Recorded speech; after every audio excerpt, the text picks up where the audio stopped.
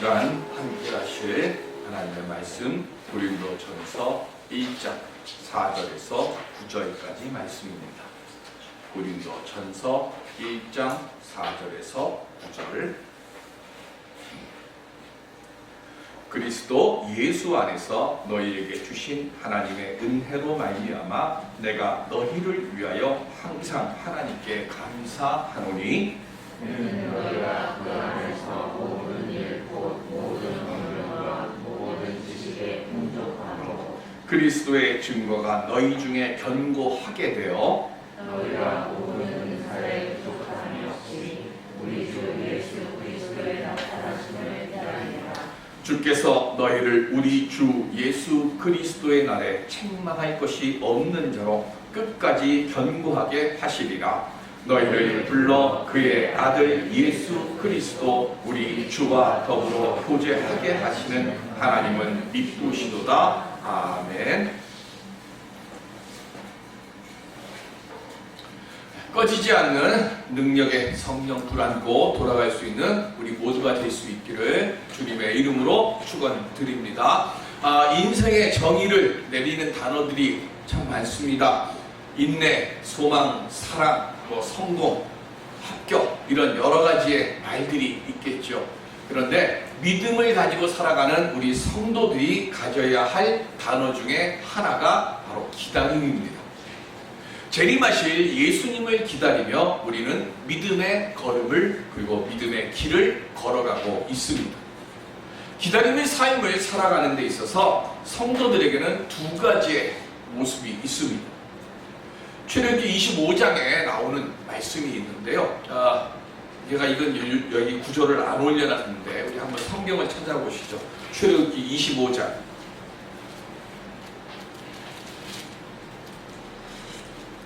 31절.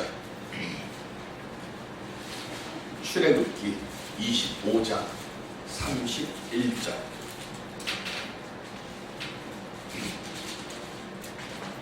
함께 보실까요? 너는 순금으로 등잔대를 쳐 만들되 그 밑판과 줄기와 잔과 꽃받침과 꽃을 한 덩어리로 연결하고 40절. 시작. 너는 삼가 이 산에서 내게 보인 양식대로 할지니라. 아멘. 하나님께서요 모세에게 성막을 지으라고 말씀을 하시고는 성막의 양식을 보여주셨고 등잔대의 양식도 보여주셨어요. 그리고는 그렇게 보여주신 양식대로 모든 것을 지으라고 했습니다. 그런데 구약 성경에는 등잔대라고 되어 있어요. 그런데 우리 요한계시록 1장 12절 그건 여기 써 있으니까 함께 보겠습니다. 시작. 몸을 돌이켜 나에게 말한 음성을 알아보려고 돌이킬 때에 7 금촛대를 보았는데 아멘. 요한계시록에는 7 금촛대가 등장을 합니다. 우리 교회는 그렇게 안 돼 있는데 많은 교회들이 촛대 7개를 이렇게 세워놓는 것을 볼 겁니다.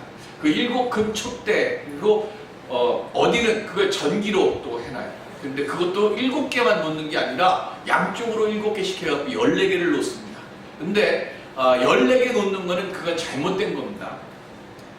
분명히 촛대는 몇 개예요? 7개입니다. 우리 성경에 있는 숫자는요 더하거나 빼면은 곱하거나 하게 되면 그 의미가 완전히 바뀌어요. 왜 666이 악마의 숫자죠? 최고의 완전한 수, 행운의 숫자가 7이에요. 서양의 행운의 숫자가 7이고 동양의 행운의 숫자가 3이에요.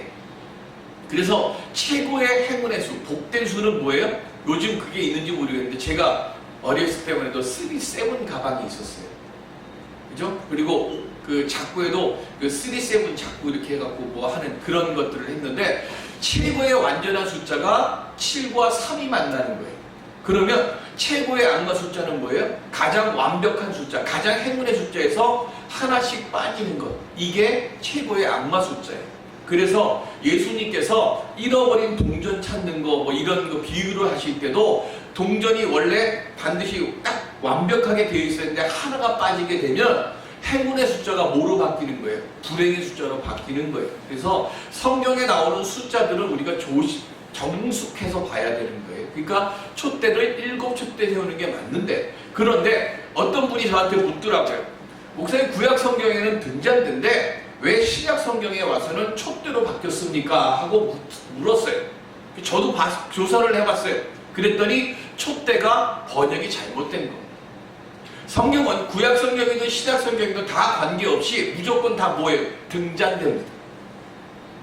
근데 왜 촛대로 지금 이게 기록을 해놨을까? 헬라어를 표기를 하면서 어쨌든 촛대라고 써놨으니까 지금 촛대로 번역이 되어 있는 겁니다. 이거 우리가 번역을 잘못한 게 아니라 성경에 표기가 되어 있는 것이 지금 촛대로 표기가 되어 있어서 촛대로 기록을 한 겁니다. 자, 우리가 선택해야 될 믿음의 두 가지 양상이 있다고 그랬어요. 촛대의 믿음이 있고요, 등잔대의 믿음이 있습니다. 촛대는 뭐 하는 겁니까? 초를 꽂아 놓는 제구입니다. 그럼 초는 어떤가요? 밀랍으로 굳혀가지고 거기다 심지를 꽂아서 초에다 불을 붙입니다. 그러면 초가 활활 타다가 언제쯤 되면 초를 바꿔야 됩니까? 밀랍이 다 녹아버리면 초를 바꿉니다. 이거는 뭐예요? 이건 일회용이고 교체용입니다. 그런데 등잔대를 하나님께서 모세에게 만들라고 명하시면서 뭘 한 가지 더 명령을 하시는가 하면 그 등잔대 불이 꺼지지 않도록 하라고 명을 내리셨어요. 그럼 등잔대는 뭡니까? 심지를 놓고요, 거기다가 기름을 붓습니다. 그 기름이 뭡니까? 감람유입니다. 그 감람유를 붓고 거기다가 불을 붙여요. 그런데 하나님께서 모세에게 명하실 때 꺼지지 않도록 하라 그랬어요. 그럼 꺼지지 않게 하려고 하면 어떻게 해야 돼요? 초는 바꿔야 되기 때문에 일단 꺼야 돼요. 그런데 등잔대는 뭘 하면 됩니까? 감람유가 떨어지지 않도록 감람유를 계속해서 공급해주면 됩니다. 성경은 촛대가 아니라 등잔대라고 하는 이야기가 왜 나오는가 하면 내가 하나님 앞에서 믿음을 지켜가면서 하나님께 예배를 드리고 하나님께 기도하고 하게 되면 하나님께서 나로 하여금 믿음의 불씨가 꺼지지 않도록 계속해서 뭐를 해줘요? 성령을 통해서 내게 은혜의 감람유를 공급해 주시는 거예요. 그래서 예배당에는 촛대가 아니라 등잔대가 있어야 되는 겁니다. 촛대의 믿음은 뭡니까? 자기 혼자 타다가 꺼지는 거예요. 우리가 예배를 함께 모여서 드리는 이유가 뭡니까? 혼자 있으면 촛대의 믿음이 될 수밖에 없어요. 그런데 함께 나와서 예배드리고 기도 제목을 함께 나누고 위하여 함께 기도할 때 그때 성령께서 기도의 기름이 끊어지지 않도록 우리에게 뭘 하세요?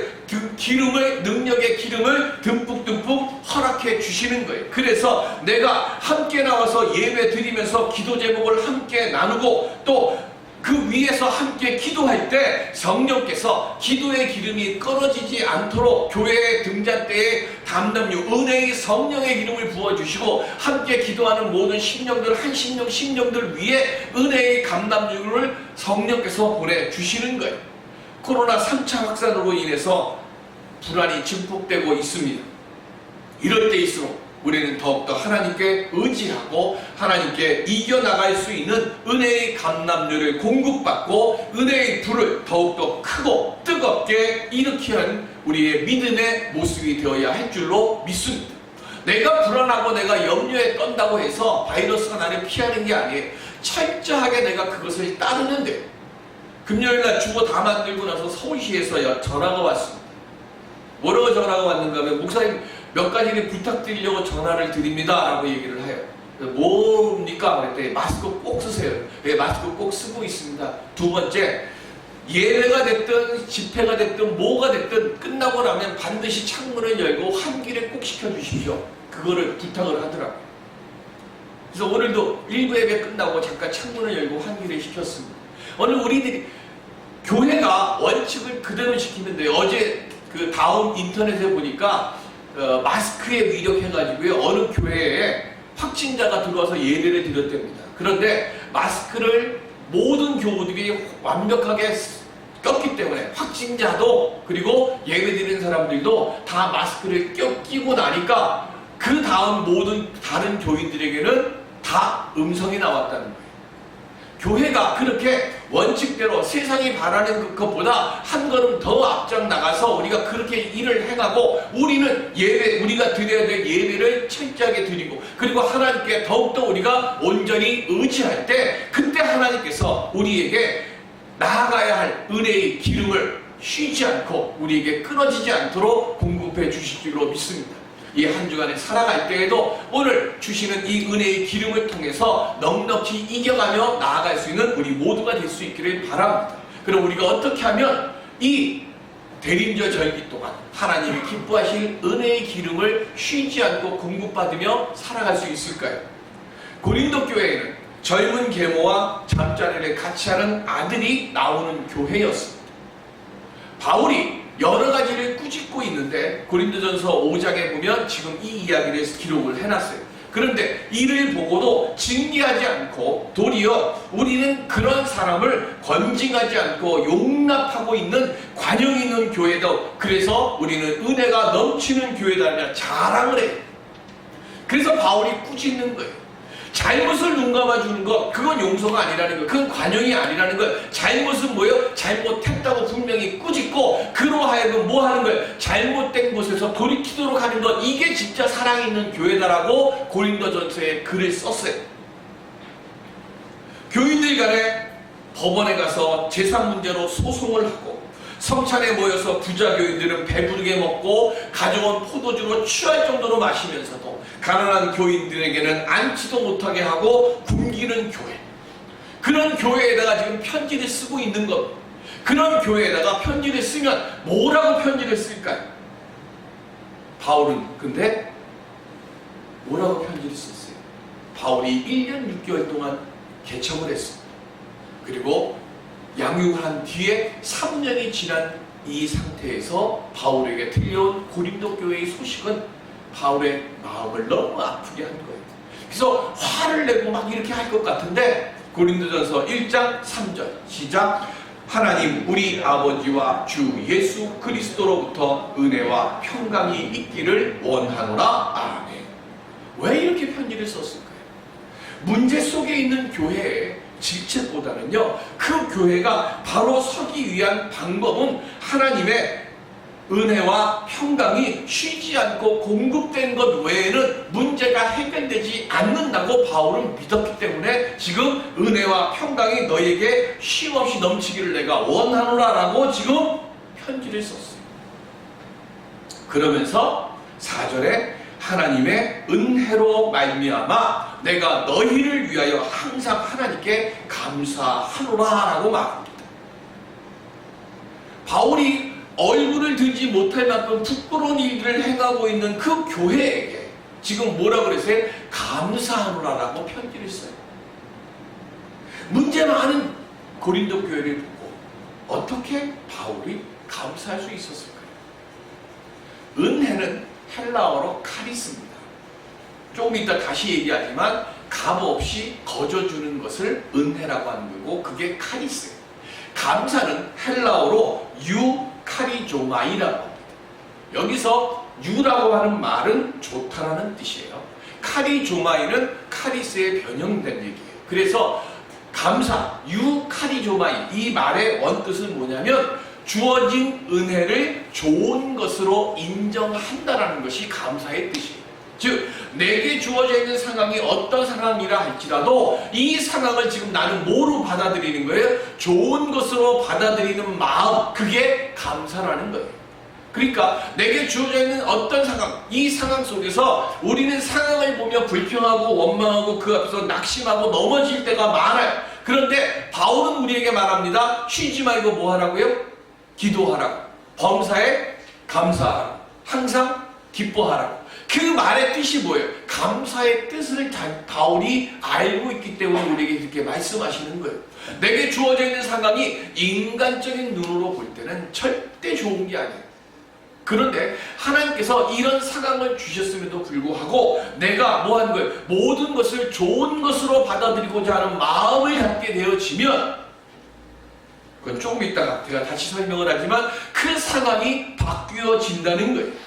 지금 문제 많은 고린도 교회를 향해서 바울이 감사할 수 있었던 이유는 하나님께서 계속해서 고린도 교회를 향해서 은혜를 베풀어 주시는 것이고, 이 은혜를 베풀어 주신다는 이야기는 하나님께서 문제 많은 이 교회에 하나님이 쉬지 않고 역사하고 계시기 때문에 하나님이 고린도 교회를 지켜보시고 하나님께서 고린도 교회가 바로 설 수 있도록 인도해 주실 것이라고 하는 것을 믿기 때문에 감사한다는 거예요. 사랑의 반대말이 뭐죠? 사랑의 반대말이 원망입니까? 질투입니까? 아니죠. 사랑의 반대말은 무관심이에요. 아예 관심을 안 두는 게 이게 사랑의 반대말 아닙니까? 뭘 하든지 뭐 죽든지 살든지 뭐 하든지 아예 신경을 안 쓰는 거예요. 그 사람이 오든 뭐 하든 무슨 말을 하든 아예 대꾸를 안 해. 이게 뭐예요? 사랑의 반대말이에요. 하나님께서 고린도 교회를 보고 사도 바울이 고린도 교회를 보고 가슴을 치고 아파하는 건 뭐가 있어서 하는 거예요? 사랑이 있어서 하는 거예요. 너 왜 그렇게 사니? 우리가 왜 얘기해요? 사랑하니까 얘기하는 거예요. 그런데 아예 이제 사랑에 관심이 없어져 버려요. 무관심해 버려요. 그러면 어떻게 해요? 이게 가장 무서운 거예요. 고린도 교회에 하나님이 뭐가 있으신 거예요 지금? 사랑이 있으신 거예요. 그러니까 뭐 하시는 거예요? 혼내고 꾸짖고 꾸짖으시면서도 뭐 하시는 거예요? 그에게 은혜를 주시고 그들이 평강에 설 수 있도록 하나님이 계속해서 은혜의 빛을 주시는 거예요. 그런데 바울은 4절에 뭐라고 말씀하시는가 하면 일어나 잠깐 고린도 전서 4절 1장 4절 시작. 그리스도 예수 안에서 뭐라고 그랬어요? 너희에게 주심이에요. 주실이 아니라 뭐라고요? 주심이에요. 하나님은 이미 모든 것을 우리에게 뭐 하셨어요? 주셨다는 거예요. 고린도 교회 안에 있는 모든 성도들에게 이미 하나님이 주실 것을 뭐 하신 거예요? 주신 거예요. 아직이 아니라 이미 주셨어요. 내가 내 아이들에게요 이미 사실 사랑을 다 줬어요. 근데 받을 아이들은 뭐라고 그러냐면 아직 못 받았다고 해요. 왜? 서로 생각이 다른 거예요. 내가 내 아이를 낳고 지금까지 여기까지 키워온 것으로 뭐하고 나는 줄 수 있는 사랑에 내가 할 수 있는 모든 것을 이미 준 거예요. 근데 앞으로도 줘야 돼요.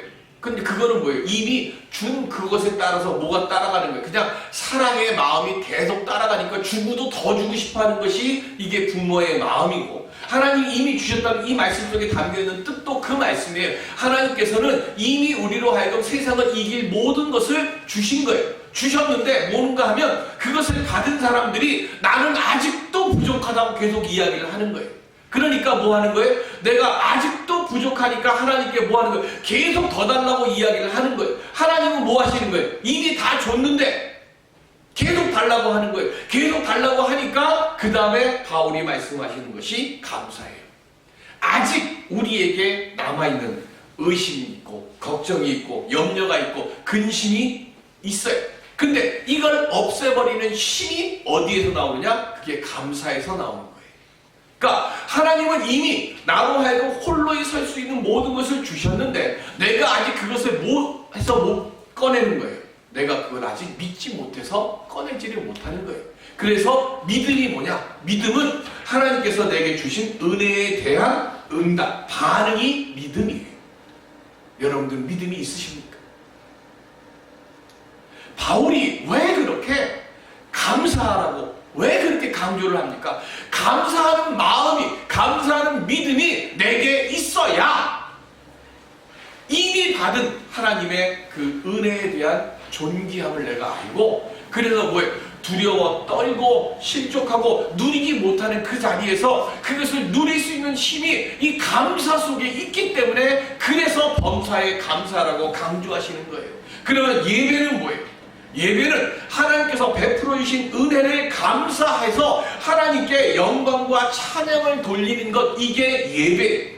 무엇을 받으려고 여러분들 예배를 드리러 오는 게 아니에요. 감사함으로 예배를 내가 하나님께 드리면 주님은 우리가 드리는 이 영광을 받으시고 주님은 우리에게 그 응답으로 풍성한 은혜와 축복을 예배에 온 우리들에게 감사한 마음으로 하나님께 영광과 찬양을 드리는 우리에게 더하여 주시는 거예요. 우리가 달라고 해서 주시는 것이 아니라 내가 하나님께 감사함으로 고백할 때 그 감사함으로 고백하는 그 마음을 보시고 하나님께서 더 큰 은혜와 더 큰 복을 우리에게 허락하여 주시는 거예요. 그래서 바울이 빌립보서 4장 6절에 이렇게 고백하는 거예요. 시작. 아무것도 염려하지 말고 다만 모든 일에 기도와 간구로 너희 구할 것을 감사함으로 하나님께 아뢰라. 아멘. 하나님은 이미 모든 우리 것을 우리 사람들에게 이미 주셨어요. 그리고 준비해 놨어요. 그러니까 우리는 주시옵소서가 아니라 이 시련과 고통 그리고 이 어려움 중에도 주님 앞에 나와 예배 드리게 해 주심을 감사함으로 먼저 아뢰는 거예요.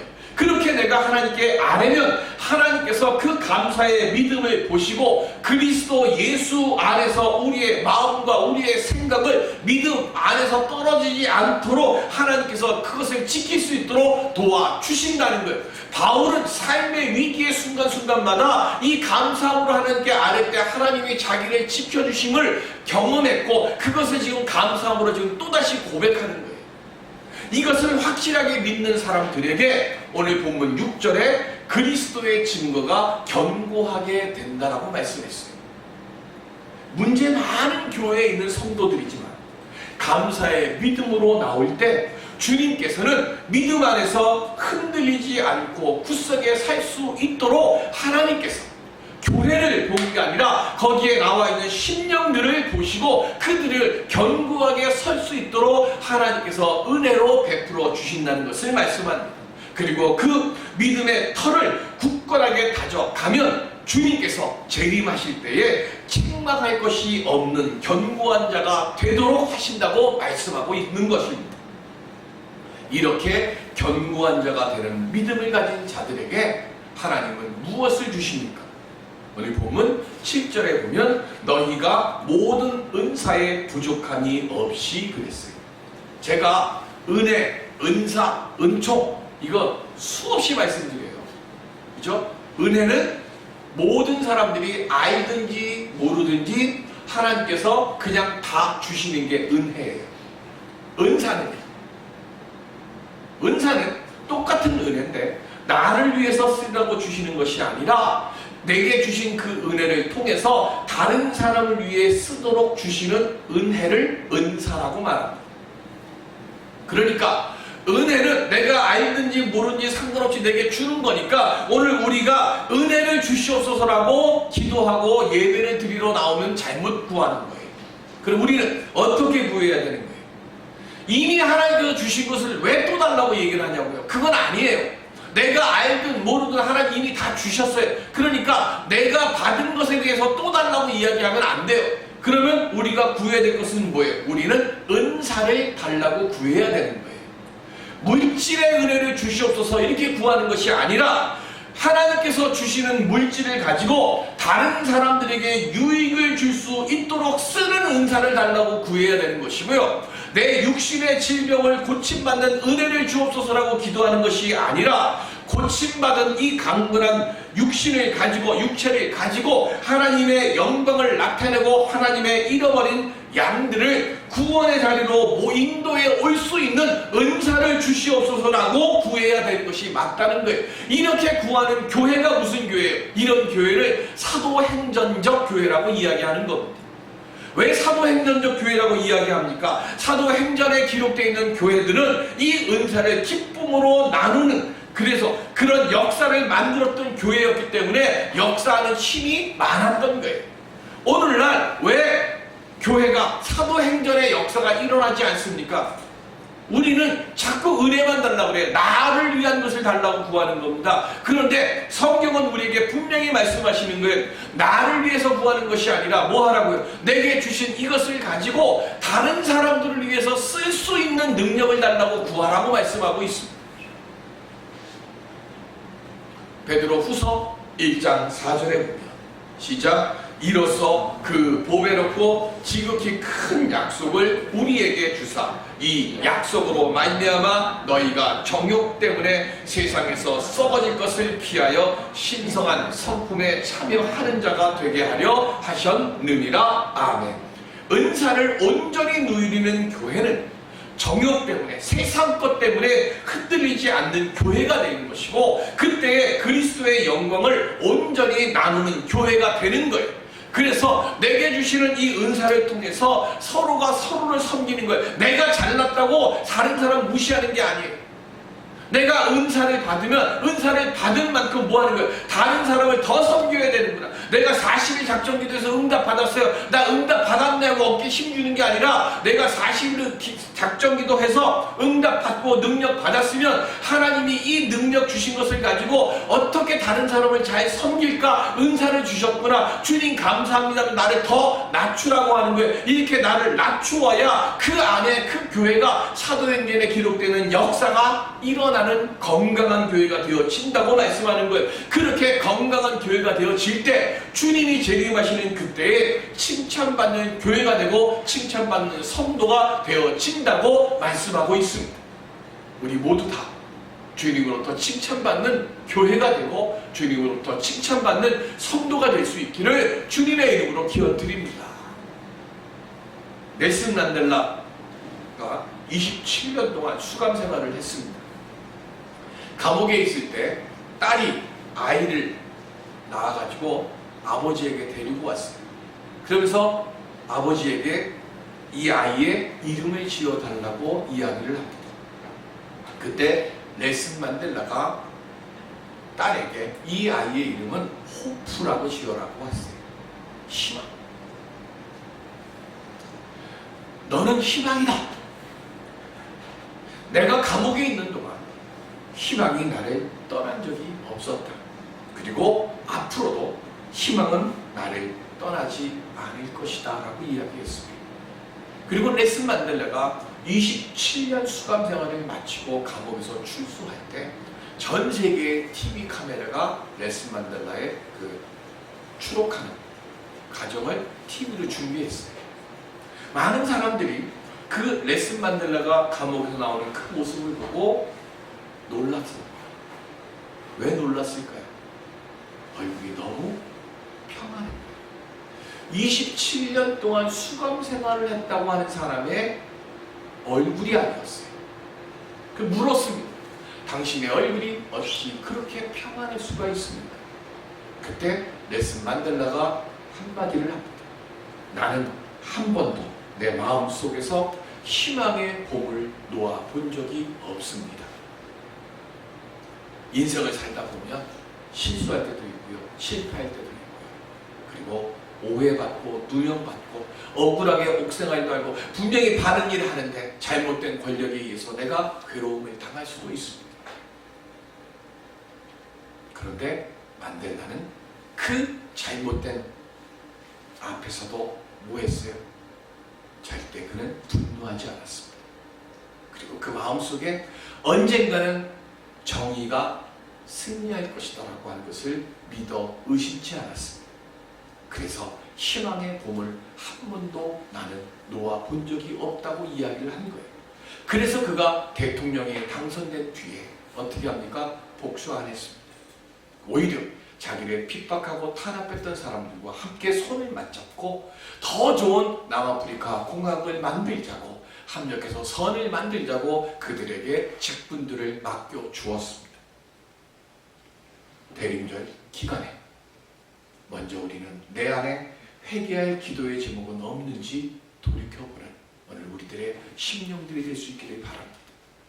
그리고 난 뒤에 감사의 마음으로 내 자신을 지켜가고 그리고 소망의 끈을 내가 놓지 않게 해 주옵시고 그리고 은사를 기쁨으로 나누는 교회가 되고 성도가 될 수 있게 해 주시옵소서. 기도할 수 있는 우리들이 되어야 할 줄로 믿습니다.